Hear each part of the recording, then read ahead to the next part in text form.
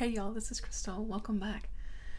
Today I'm just going to do just a quick book chat and a bit of Poetry Thursday. And I'm going to talk a little bit about this. I finished it recently. It's called I Become a Delight to My Enemies by Sara Peters. This is a mix, really, though, of poetry and some short, prose pieces that I really enjoyed, but it's also really hard to explain. So I'm just going to read the flap here for you to kind of set the tone. So, in an uncanny town, a town like any other, a town like no other, women tell their stories of brutality. They tell stories of the common degradation they survive, of the relentless misogyny they endure, and of the town's men who leave violence and pain in their wake. And they tell stories of the chancellor whose horrors shape them and whose power cages them, and of what happens inside his hideous farmhouse. But in the tangle of their voices, amidst their records of humiliation and cruelty and fear, a strain of defiance rises, a vision of a transcendent future, and a new world begins to take shape. A shape-shifting, phantasmagoric mix of forms and styles. I Become a Delight to My Enemies is a vicious, beautiful meditation on the violence and shame inflicted on the female body and psyche. And I would say that actually pretty much sums up what this is trying to do. Or when I say trying to do, what its aim is. It is, I think I would sort of call it a more sort of experimental sort of piece. It's poetry, and like I said, short pieces, but they're all trying to invoke this feeling of what life is in this place called town, with a capital T. It's a place where we're not quite sure where it is, sort of in time and space. Is it this cult-like place? Is it a far-flung dystopia? Is it some sort of hideous past? We don't know, really. And again, there's this chancellor who is over everything. And women are very controlled in here, and in an often grotesque and violent way. And so these pieces in here really just evoke all of that. So I don't really know what to say about it. It's very smart.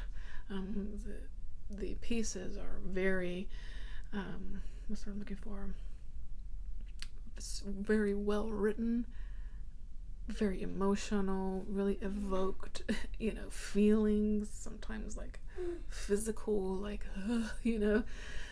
physical feelings of, due to something that was extra violent or something like that. It does that very well. So I'm just gonna read maybe a couple of things out of here, and then let you see the kind of couple of different things, and then you can see if you'd like to check this one out for yourself. How's that big? So the first one I'm gonna read is called Factory Meat 1.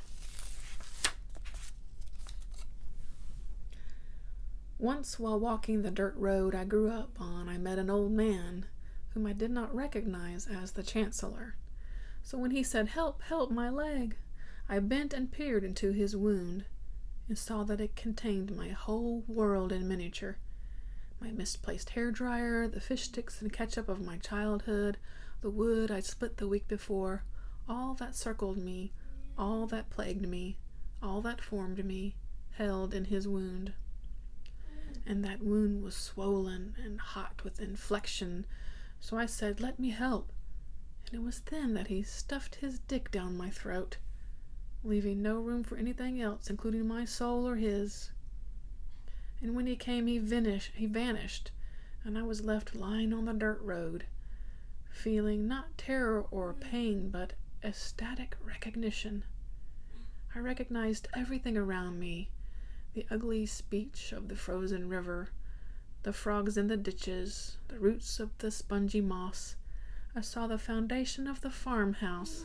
I saw the buried women. You know that feeling when the fabric between your dreaming and your waking life is thinning so desperately fast, and you cannot help but cling to it, and in your crude clinging cause it to further dissolve?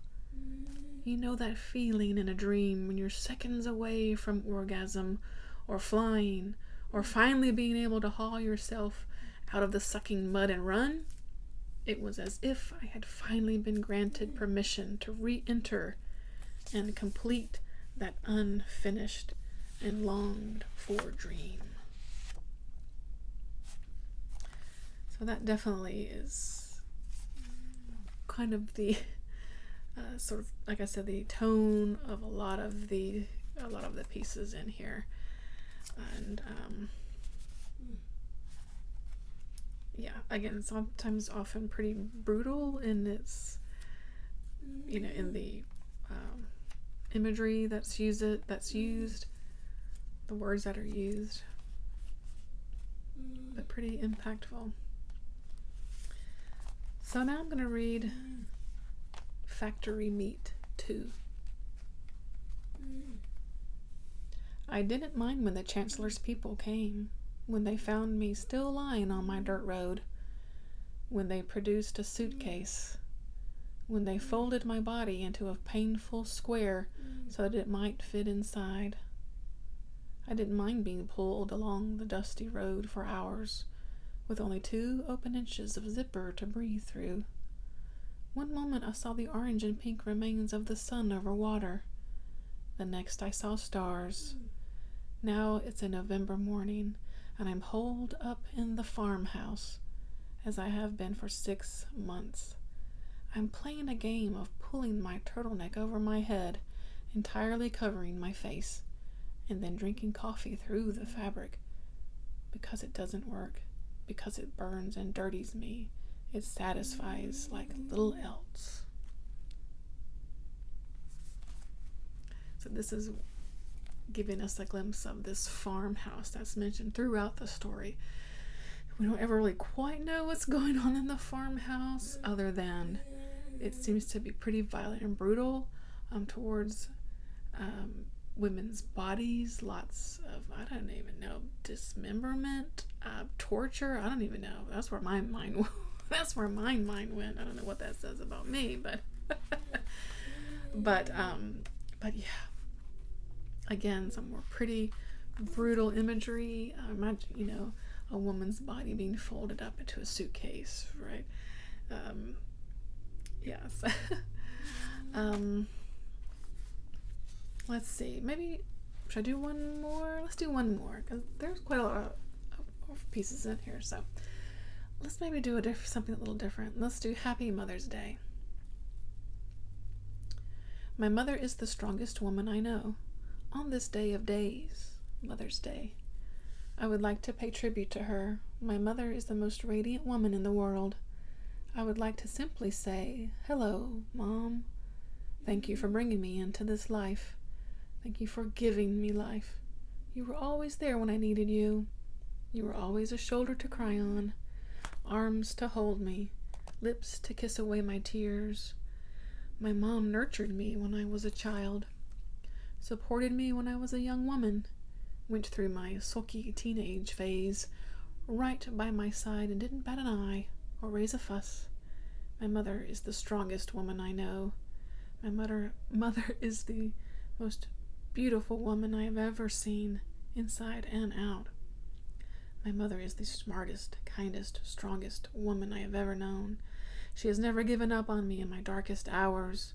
On this, the most special of holidays, Mother's Day, I would like to pay tribute to her, even when her hands are covered in barbecue sauce or urine. I would still want them to be reaching for me. Even when she is beyond resuscitation and her ribs have been broken by the paramedics, I want her to be thinking only of me. My mother has an amazing track record of caring for others, especially animals, which she loved. Our town had a pet shelter. She was a volunteer. She could barely manage to pry her hands off the kittens. My beautiful, hard-working mother would have to be hustled out the door. she would almost always exit weeping, because that is just the kind of mother she was. Everlasting. My mother is the most resilient woman in the galaxy. On this momentous occasion, I would like to honor her. My mother rose every morning and met the world with her true and naked face and her long, pointy nails. My mother overcame the raw material of her life and flourished. Intolerable to imagine her flight from this world.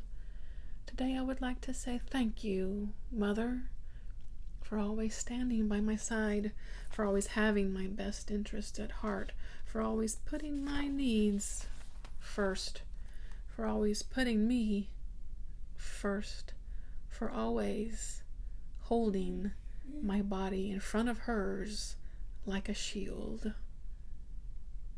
That's Happy Mother's Day.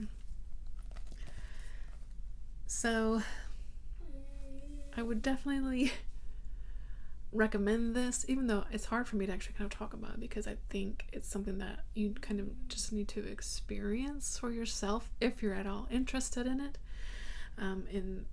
In having these really short pieces revolve around, again, like this central town, involving this farmhouse and a chancellor, lots of, things towards women, women trying to make their way in this town with a capital T. So yeah, that's just some brief thoughts on I Have Become a Delight to My Enemies by Sara Peters for this Poetry Thursday. Give it a go. See what you think. That's going to do it for me today. I thank you so much for your time. Hope you're doing well. And I'll catch you in my next one. Bye, friends.